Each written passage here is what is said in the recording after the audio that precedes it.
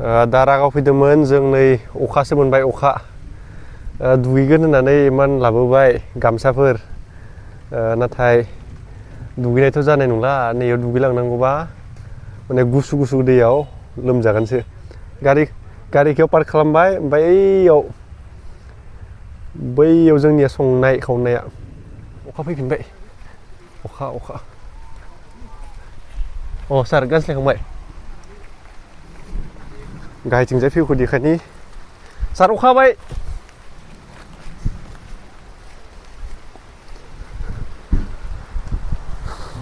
गाहायनि भिउआ नै गाहायनि भिउआ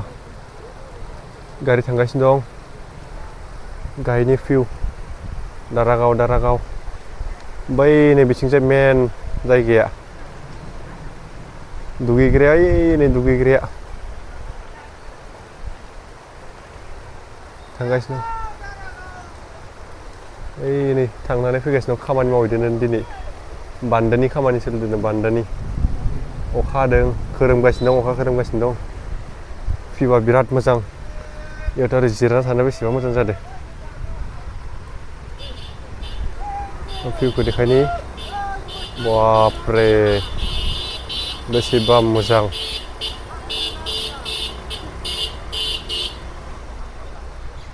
बेयाव जिरायना थानो बिराद मोजां नाइट स्टे खालामनो थाखाय जायगा दं बेयाव नै बैसाङाव गोजौआव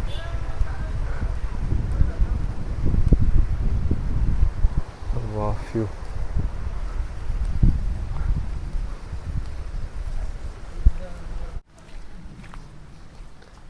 दायो बेदर सावनो थाखाय जोङो मा लांफैदो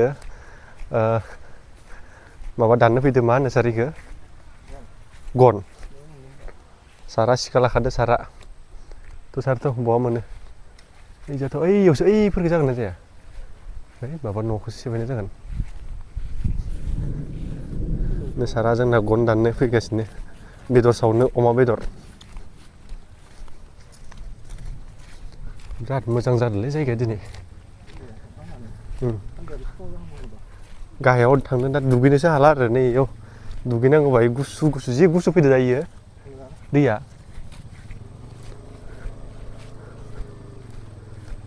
ना नै गुनाखौ लांनोसै गुनाजों माबा गजोबगोनलै सार नागिरबाथ' सार ओइजाथ' गैला ओइजा दंमोन गैया होमबा बिफां थानाय गाहायाव गोजान दङ सार गाहायाव थागोन ना गोजान दं खाथियाव मोनगोन थ' होमबालाय सार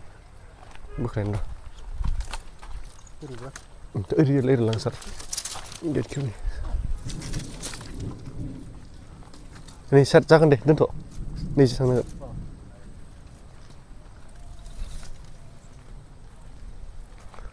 गन नागिरदो बेदर सावग्रा गन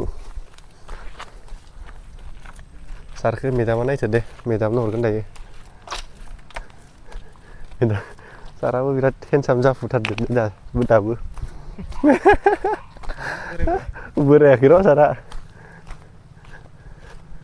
औ बेसेबा समायना आदि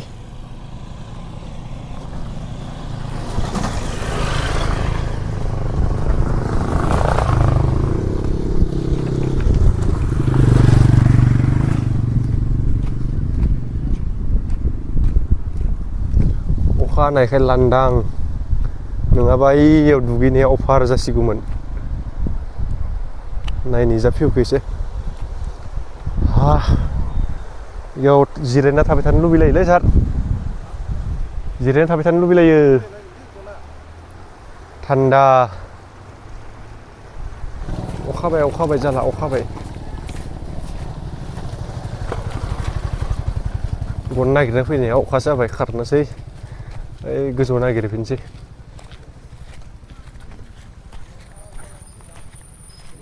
औ माथो दसेनो अखा हानो गिगोरला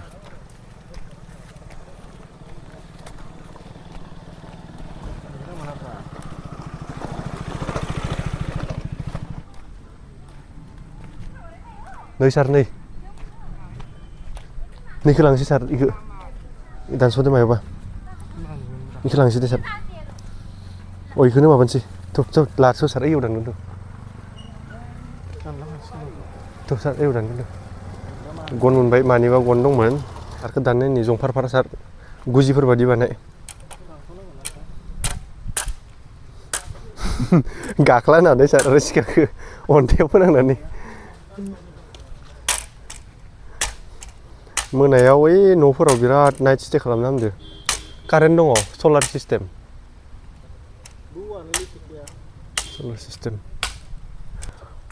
बिराद मोजां मोनसे भिउआव दंफैयो दा बेयाव नाइट स्टे खालामनायनि मोनसे खाबुबो दङ बेयो जाहैबाय मामोन दारागाव पिकनिक स्पट दा गाहायाव हाबालासिनो नैबे खाथियावनो गोजौआव दङ NGO नि न' जायगाया बेयाव सान्दुं थाबाबो माने बिराद मोजां जागोन नै जिरायग्रा दंजोबो फ्राय आधा घन्टासोल' जाबाय माने बोथोरखौनो हमनो हाया दसेनो नै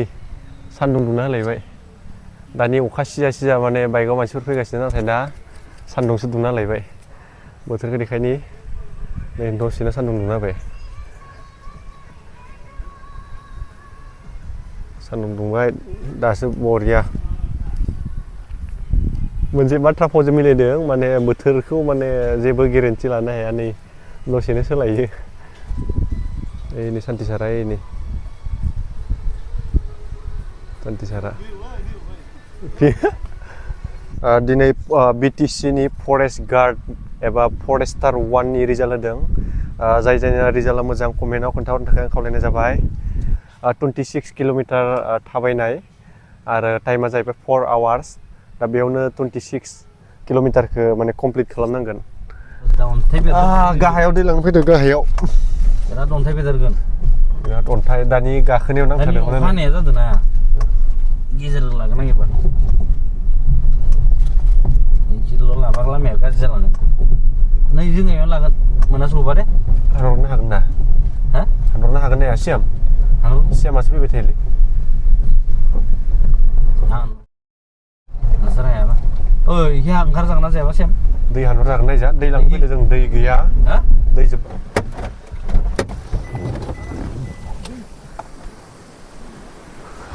गाहायाव फैनानै बेसेबा सान्थि मोनबावदों बा भिउआ दारागावनि भिउ ओइ जा सानखौ नुहरदों दै जोबदों माने बेयाव दै मोननो नागिरा ना द्रामखौ एसे लांनि होमबा सुनो थाखाय बै गोजौ थांफिननांगोन ओमफ्राय जोङो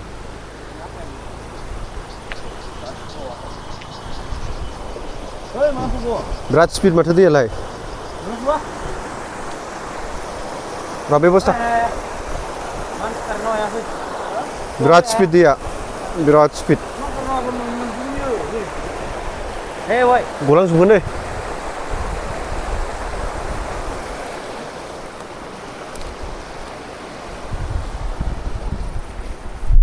सालाय जानो जागोन ना दै लांफैदों मबाइलखौ लाफादो सल' दामनो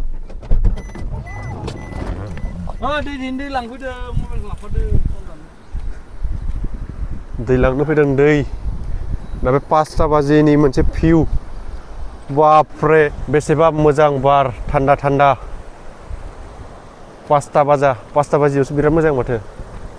सियाम मैदेर फैना फैया 5टा बाजाफोराव ओइफोराव ओरैनो लामा सामा अबेजा ओइजा बैथिं फैनो बैथिं जोंना सियामा दै आंनो दै मालाय सियाम बिराद मोजां भिउ बापरे दारागाव दिस इज कल्ड दारागाव नै बेफोर नङा मामोन बे सिङाव जानो हायो माने दा एसे दाखोर जाना दं नैबो आरो बैथिंजाय दं मानसि एसे खम बै जा दुगैगासिनो दं दुगैनो सानदोंमोन नाथाय जाला दा गोजांसिगोन बिराद गुसु बार नै जोंना सारमोना दै लादो दै सोदो दै बासन सुनो दै नांगौ साराय खान्था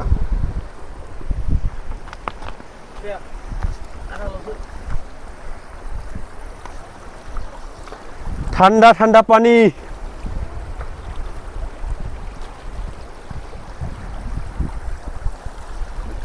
वाव गुसु दै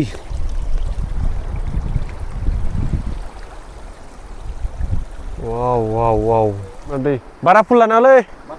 बासो लांदो थिखांनो खस्थ' जागोन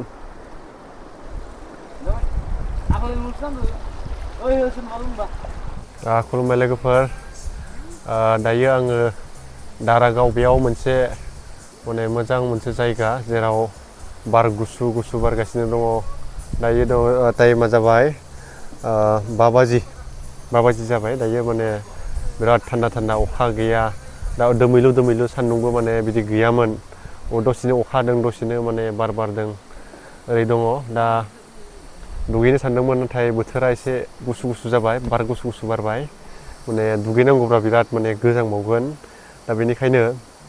दहाय दुगैना फैखादों जिहेतु दुगैला दसे माने बिदिनो लान्च जाबाय ओंखाम जाबाय दा जानानै दङ दायो थांनो थाखाय रेडि लोगोसेनो जाय फरेस्टार 1 एन्ड फरेस्ट गार्डखौ एप्लाइ खालामदोंमोन रिजाल्टआ माबोरै जादों अननानै खोन्थाहरलाय आरो आंनिया एसे प्रब्लेम जादों माने फरेस्टार 1 खौ आं होदोंमोन नाथाय एडमिटखौ आङो नागिरना मोनाखै माबोरै मोनो बेनिबो जुदि सोरनावबा आइडिया दङब्ला अननानै खोन्थाहरनो थाखाय खावलायबाय दहाय फैनायाव माने बिराद अखामोन दायो आरो दाथ' गैथ'वा नाथाय बोथोरा गोजौआव माने अख्राङा एसे क्लियार नाथाय ओरै हाजोथिं नायोबा नुयो माने अखा हानाय बायदि नुहुरो ओरै हाजोथिंजाय नाथाय अख्रां सायाव एसे क्लियार सार सासेया जोंहा माबा प्रब्लेम जादों मा सारनाव सोंनि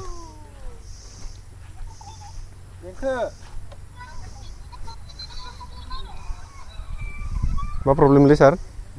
मा प्रब्लेम